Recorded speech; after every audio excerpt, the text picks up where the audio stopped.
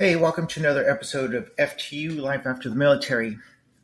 I'm your host, Tony Rodriguez, and today is, what is it, the 26th of November. It's Thanksgiving weekend. I'm not going to post this episode for about another week, but I wanted to do this episode today for a couple of reasons, right? So the holidays, I mentioned it before, the holidays are a very difficult time of year for me, even before entering the military and coming down with this PTSD and anxiety, right? So my father passed away when I was 16, and to be honest, I never really got over that. So I miss him very much, you know, during the holidays, Thanksgiving and Christmas. And then my sister, she passed away in 2014. And again, I miss her every day. I miss it. I regret the time that I wasted by not reaching out and spending more time with her. And, my mom, she passed away in 2017. And, I miss her too every day. I miss all three of them. And there's nothing I can do to bring them back. And there's nothing I can do to change about wasting the opportunity to spend more time with them when they were here, right? And I understand that. I know that, but that doesn't mean that it doesn't get to me. And I don't, I get down during this time of year. I get depressed, and I wanted to bring this up because I was watching. Today is the Iron Bowl, right? Alabama against Auburn. Roll Tide against War Eagle. And they did this little piece on SEC Nation talking about the veterans that go to school at both schools, that attend both schools, right? And they, I guess, they do this road march every year. It's a 4-day road march from the visiting school to the home school, whoever's hosting the game that year, right? And they carry the game ball, and they do it over 4 days, and they want to bring awareness to,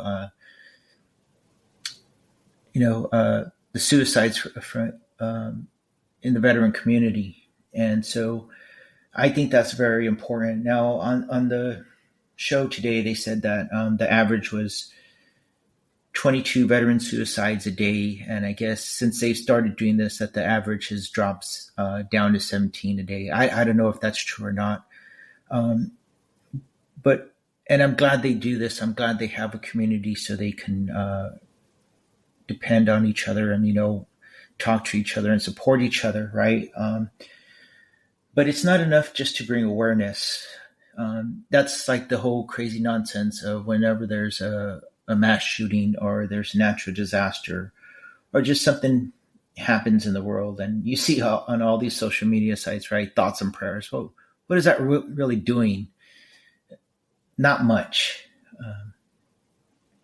And, they advertise a suicide hotline for veterans. Well, we all know it's there, right? We all have some form of access to the internet, to social media, to television, the radio, satellite radio. We all have access to this. But the point is, just because it's there doesn't mean that we use it. I know I've never used it. I never reached out to there are many times when I just wanted to close my eyes and, just fade away to black. There are countless times when I would pray to God to, on my way to work, to just let me drive and just have a semi truck just T-bone me or run into my car, head on and just annihilate me. And, not have anybody else get hurt, I wouldn't want the driver from the semi truck to be hurt. I wouldn't want any bystanders to be hurt. I just wanted to just stop living. So I know that if I felt like this, and I know there are other people who are out there who feel like this. And again, I know the resources that are out there. I'm not stupid. I'm a pretty smart guy. That's not arrogance. That's just the truth. But I wasn't going to use them. And it wasn't until I, realized that I just didn't want to carry this baggage anymore, that I sought help. But to say that a suicide hotline was going to do it for me, it wasn't. Again, I'm one of the luckiest people on the planet, right? I know it. No, I know I'm the luckiest person on the planet because nobody else has my family. Nobody else has my friends. Even, my sisters, they're my sisters. They can't be their own sisters, right? So I know I'm just a little bit luckier than they are. Um, so I had a support system, right? And if I needed to talk to someone, I knew I could reach out. It was just a matter of me taking those initial steps to find someone. And again, when I think I was at my lowest, Drew came into my life, and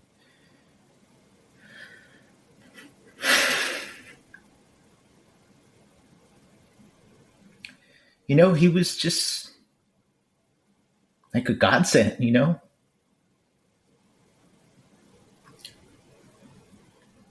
When I needed a friend, he was there. And so what I'm asking is that right now, during this time of year, I know that it's probably hard for a lot of veterans out there. So instead of just saying thoughts and prayers and reposting on social media about this suicide hotline, reach out. Someone out there who is might not be doing as well as you are, and so reach out to them. And if you're one of those people who's having a little bit of trouble right now during this time, it's okay. Reach out to some of your friends. Um, it's all right. Even if you don't have to talk about anything you don't want to talk about, just reach out to them to see how they're doing. Just say, "Hey, bud, I missed you. How's it going?" And then just start from there. All right. So the other thing I wanted to talk about today was, I've mentioned quite a bit about like when we leave the military, this identity crisis that we have. And again, I bring this up because they mentioned this on the show on SEC Nation. These veterans who are on there, and thank you for being on there, and thank you for just sharing your experience, right? But they were talking about how the transition out of the military into just regular life was difficult because, you have this community and you have this camaraderie in the military. And then when you get out, you don't really have it. And so there's no support system for them. Again, I'm pretty lucky, right? At the time, I didn't realize how lucky I was. But when I got sent home from Paraguay for drinking, that was the best thing that could happen to me in the military. Because I realized that the military, there is no support system. There isn't. We'd like to say there is, right? Because it's the propaganda that we put out about the military saying, yeah, we support each other. Yeah, we have your back. We don't. Your friends do, but the military as a whole does not. Your leadership typically does not. It's rare that they do. So again, for the people who helped me out, Hugo, thank you for letting me be me. Thank you for being so supportive. Thank you for being yourself and always being positive and just being, I know I was like the troll, and Chris, we were on the same team together. Chris, Hugo, Marcus, and me. And Marcus, I want to apologize. I should have been a better leader to you, and I wasn't, and I'm sorry about that. And Hugo, thank you for being you. And Chris reminds me to now, like, hey, you weren't that bad. And I don't know if I was or wasn't. I just know that I hated myself during that time. And so when I apologize to you, Chris, it's not that it's just that I hated myself during that period. And that's how I viewed myself, as just being, I guess, what is it? A troll under the bridge, right? An ogre. So that's why I apologize, Chris. But Hugo, thank you very much just for always being so positive. Derek, thank you for just letting me be me. Just letting me. We had different things that we thought were priority, and Derek just let me be me. He let me run my team, and I'll always appreciate that. Thank you very much. And you too, Lou. Lou gave me guidance, but he always gave us enough room to, make mistakes. But he never let us fail. He was always there to support us. So thank you for that. And the reason why I'm bringing this up is because the military, I hear a lot of veterans who talk about like when they get out and they say, well, the military. Hey, sorry, everyone. I had a bit of a technical difficulties there. So to get back to my thought, right? So I hear a lot of veterans talking about like, that the military made them the person they are, who they the military made them who they are today, right? And so I think that's a bunch of nonsense. For me, I know that the military provided me an opportunity, and I took advantage of those opportunities. I made myself the person I am today. The military just provided me an opportunity. And the reason why I say this is because the military is a war machine, right? Plain and simple. That's it. It's made to fight and win wars. It's made to send us overseas and crush our enemies, period. To crush their souls to the point where they will never want to fight again. That's it. That's the sole purpose of the military and nothing else. And if you need to be on board with that, and if you're not, then they have to let you go. And there's no hard feelings. And they would prefer that if you just live that lifestyle where you just train. That's it. Just train and be a warrior and nothing else. Like, why are you going to school? What are you doing that? How is that going to help you win a war, right? So I understand why they say that. And if the military wants to accept responsibility for my success in life, that's fine. But then the military has to accept all the other crap that comes with it, right? My poor physical health, my deteriorated mental health. You have to accept that. You can't say, oh, no.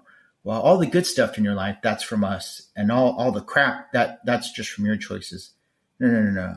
I don't think so. Because I didn't come into the military with PTSD. And my shoulders are fine when I came in. So is my back. So are my hips. So are my knees. So are both elbows. You name it. It hurts on me, okay? I get vertigo. I can't hear out of my left ear. So the Army has to claim that. They have to be held responsible for that, all right? If you want to say, hey, well, you earning your degrees and you graduating from airborne school and jump master school and SOCM and all that stuff, if you want to say, hey, I deployed 11 times and you recovered after, see all the programs that we put in place so you could recover after you made that mistake and, you did what you had to do. We taught you how to be resilient and recover and, to get promoted. If you want to accept that, military, that's fine. I will give you the credit. But then you accept all the other crap. You don't get to pick and choose which ones you accept responsibility for. So because of the leadership that I dealt with in the military, I know nobody's going to want to accept that. So I will accept, I will be held accountable for the mistakes I made in my life, but the success is all me. Okay. So the military, you. All right. And if that sounds a little bitter, it's not. It's not. It really isn't. It's just that we have to understand that once we leave the military, that we leave that life behind. We're important. We're so much more.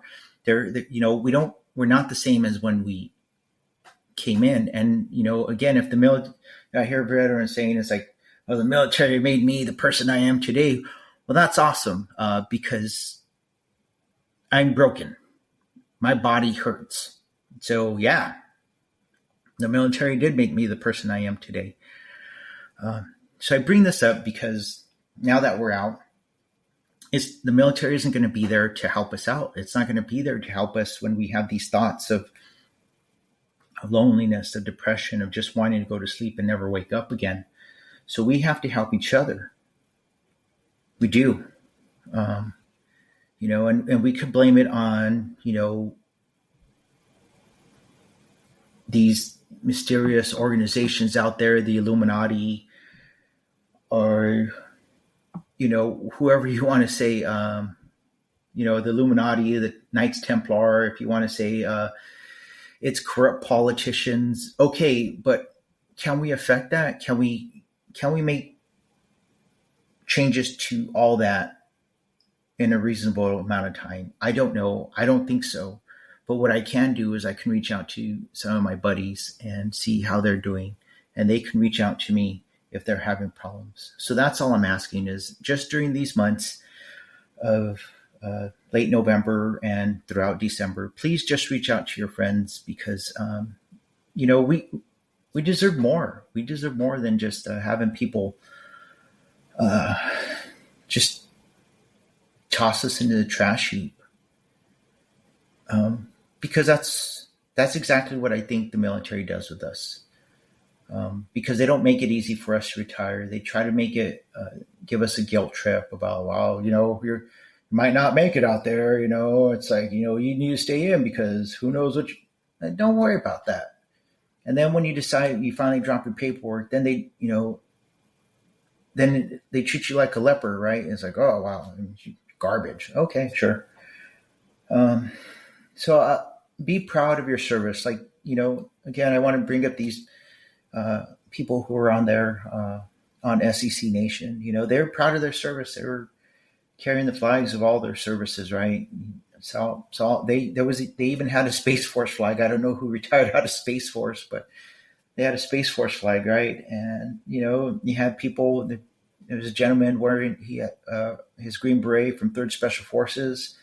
There were a couple of paratroopers on there, and people were just wearing the regular PCs. It's whatever. They had Marines in there, sailors, airmen. Who cares, right? We're all retired, and that's what we should do, is support each other. So during this time, just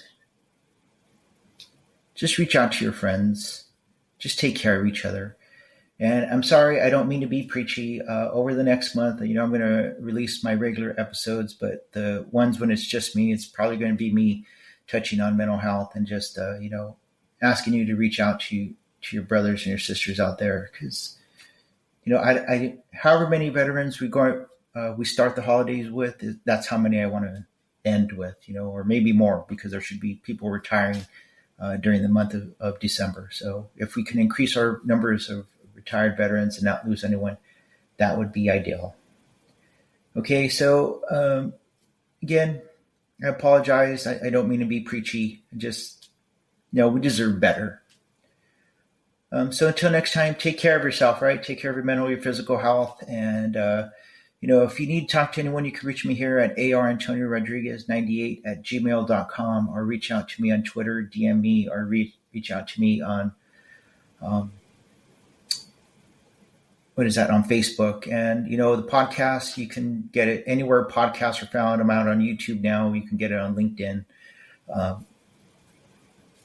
Please let people know about this. And if you served in the military and you're out now, whether you retired or if you just ETS and you'd like to come on and share your experience, just let me know. And I'd love to have you on here, because we all have a story and we all have something to say.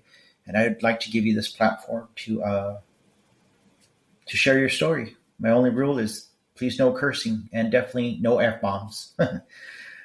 So again, we'll talk to you later. All right. You are special. You are important. You have something to offer. Identify what makes you special and optimize that, and you'll be successful in whatever you want to do. All right. We'll talk to you later. Zot, zot, zot. Roll Tide.